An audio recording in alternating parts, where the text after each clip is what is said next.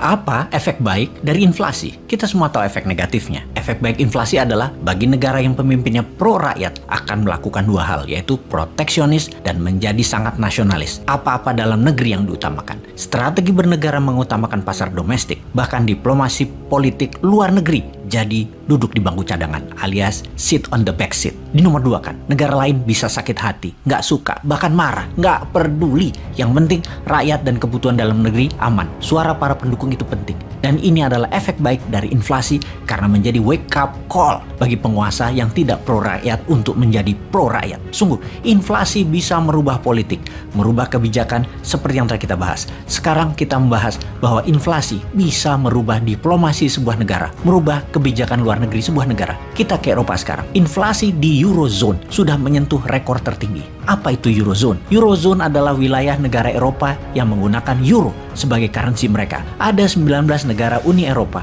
yang bergabung dengan Eurozone, bergabung dalam Monetary Union, menjadikan euro sebagai primary currency atau mata uang utama mereka. Saat ini, inflasi di Eurozone year to year adalah 8,4%. Adalah yang tertinggi sejak terciptanya Eurozone di tahun 1999. Tahun tersebut, 1999 adalah tahun terciptanya dan efektifnya currency euro. Artinya inflasi menyentuh tertinggi dalam 3 dekade Eropa ini. Dan semua ini karena perang di Ukraina. Inflasi ini terjadi. Dalam survei Washington Post, di Eurozone, masyarakat Eurozone setengahnya ingin perang di Ukraina selesai secepat-cepatnya, walau artinya permintaan Rusia harus terpenuhi. Sepertiga masyarakat mengutuk Rusia atas nama kemanusiaan. Hanya 20%-an yang ingin perang berlanjut sampai Rusia kalah. Perang di Ukraina mempengaruhi day-to-day kehidupan masyarakat ekonomi Eropa sangat parah. Kita semua tahu 40% gas untuk energi memasak penghangat ruangan di Eropa adalah dari Rusia. Demikian juga BBM, 28% datang dari Rusia, yang sebentar lagi Eropa akan masuk musim dingin.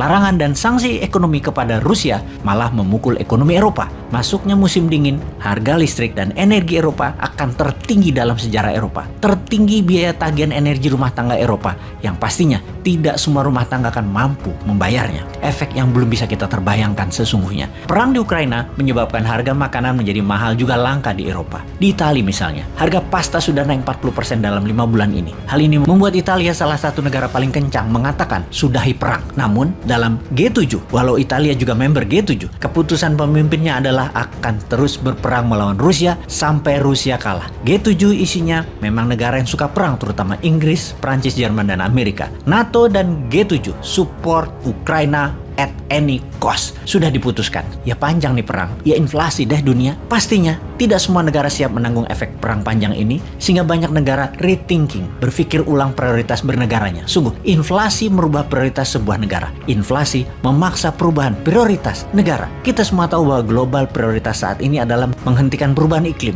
Yang semua ini adalah masalah global yang harus diperangi bersama. Namun, ketika dalam negeri ada masalah yang lebih besar, global prioritas berubah. Semua negara menjadi mencari selamat sendiri-sendiri. Misalnya untuk memerangi climate change yang harusnya kita berjuang bersama, di mana salah satu kebijakannya adalah batu bara tidak akan dipakai lagi sebagai pembangkit listrik di tahun 2030 ke atas. Juga mobil listrik atau electric vehicle akan mengutamakan baterai, tidak lagi minyak bumi. Karena perang di Ukraina bakal panjang, karena kelangkaan energi, karena mahalnya harga energi, batu bara yang merusak alam pun sekarang ditingkatkan lagi penggunaannya. Hal ini tidak akan menghentikan perubahan cuaca dunia, bahkan makin memburuk, malah lebih parah lagi. Namun sebuah negara, sebuah wilayah yang tidak ada energinya, ya tidak ada pilihan lain selain pakai batu bara lagi. Ini akan menambah runyam lingkungan hidup tempat kita tinggal. Namun what the heck, sikat aja. Lingkungan ambiar urusan nomor 2. Penyakit meningkat, efek udara buruk, bodoh amat. Prioritasnya adalah energi murah, inflasi terkendali. Itulah mengapa dikatakan inflasi merubah prioritas bernegara. Eropa saat ini menyalakan lagi mesin pembangkit listrik batu bara yang lama sudah di shutdown, seperti Austria, Hungaria, dan banyak negara Eropa lain menyalakan lagi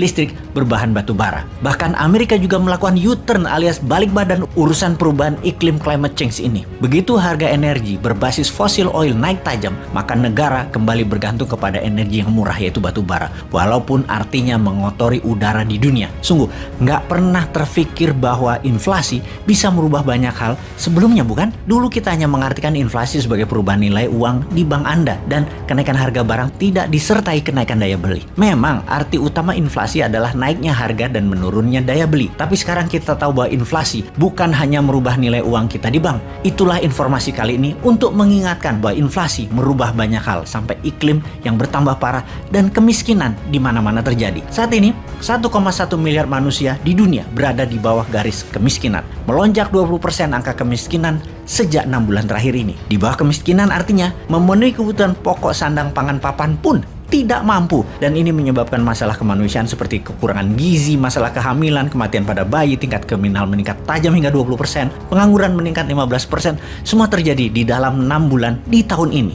Inflasi menyebabkan mata rantai ekonomi memburuk, kehidupan sosial memburuk, yang untuk menghentikannya bisa memakan waktu tahunan, apalagi membangunnya. Sahabat semua, informasi ini adalah pelajaran dasar inflasi 101. Semoga bermanfaat dan Indonesia jangan sampai kena lingkaran turun efek inflasi. Tahunan menyelesaikannya, panjang, sampai nanti nggak jabat masih belum selesai.